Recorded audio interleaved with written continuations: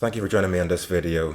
On this video, I'm going to discuss mistakes that you should avoid when starting a vending machine business. When I was starting a vending machine business, there wasn't a lot of resources and information, and because of that, I pretty much learned things as I went along. Due to this, I did get some fresh insights, but I did make a few mistakes along the way, and I want to prevent you from making those very same mistakes. So without wasting too much time, we're going to get straight into it.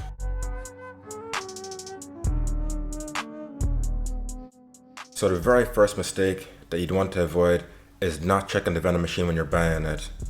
When you're buying your first vending machine, most likely it's going to be a used machine, and due to this, it's highly important to check the machine when you're buying it. Make sure you do check it because at times, some sellers may not disclose if there's any issues, even if it's a minor issue, and also, most likely as well, they may have had the machine sitting in storage for a while, so if there is any issues, they may not actually be aware of it themselves.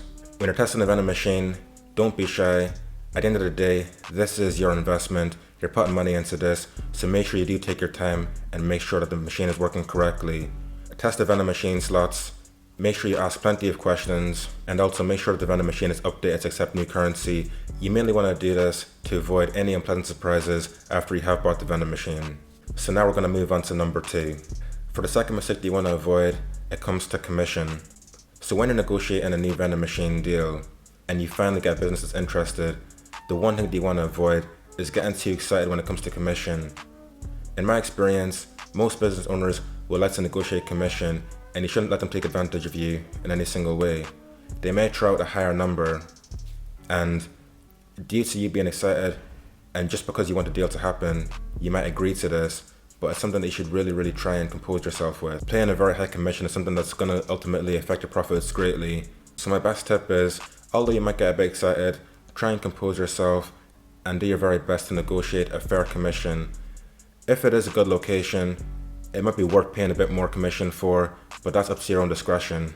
And for the third point, the very last thing is something that I've mentioned previously in earlier videos, and that is to simply just keep up with simple guidelines. So for example, if you have a vending machine and you're stocking it, try and avoid putting energy drinks in it because it isn't permitted to be sold to children under the age of 16.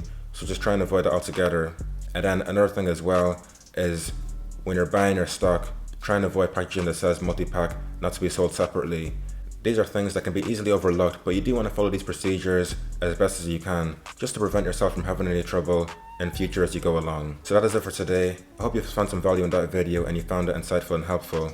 If there's any questions or any other videos that you'd like related to vending machines, or even any other topic in general, please let me know in the comments.